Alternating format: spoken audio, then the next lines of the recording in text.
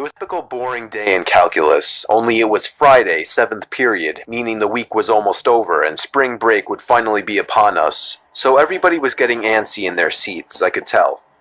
We didn't have a test that day like a lot of my friends did with their other teachers, so our teacher in the middle of class just decided to start playing games with us on Sporkle.com. He was a very laid-back teacher like that. As we were doing some brand logo quiz on Sporkle, I remember the exact moment it happened. Right after my friend answered a question, I remember the exact answer too, Adidas. The dean's voice came through the loudspeaker. He sounded panicked and frantic as he told all the teachers this was not a drill and to go into lockdown. I actually got the chills, and I got goosebumps on my arms as our usually laid-back teacher too seemed panicked as he ran to turn off the lights and ushered us to the back corner of the room. We all sat in silence for about 2 minutes, and then the usual buzzing that came from a panel in the back of the room ceased, indicating that the school must have cut all the power. We all looked at each other, realizing this must be serious. A few more minutes of waiting later, we heard a man screaming at the top of his lungs coming down the hallway.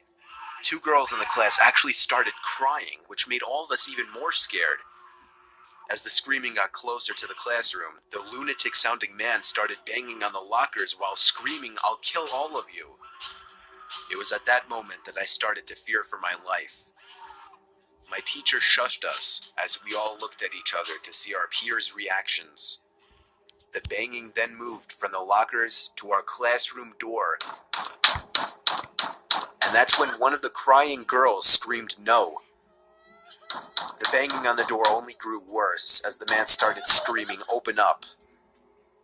2 of the girls in the class were crying out loud now. It felt like an eternity that man was pounding at the door. But eventually, he finally continued down the hallway, screaming like a mentally insane person, until we could not hear him anymore.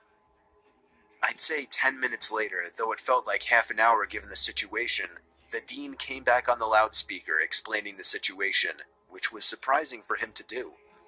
He explained that some apparently mentally unstable person entered the building and assaulted the woman sitting at the front desk, causing her to flee the building screaming, and staff wasn't sure if the man was armed or not. Now, this was before the school had cameras or could afford proper security, so the school was wide open to something like this happening.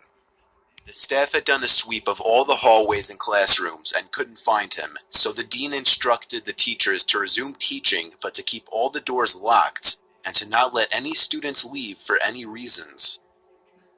The most disturbing part, however, is that one of the janitors working the night shift found the man sleeping in one of the storage closets near the back end of the school, and according to rumors that were spread by my peers, sticking out of his pocket was a .44 Magnum.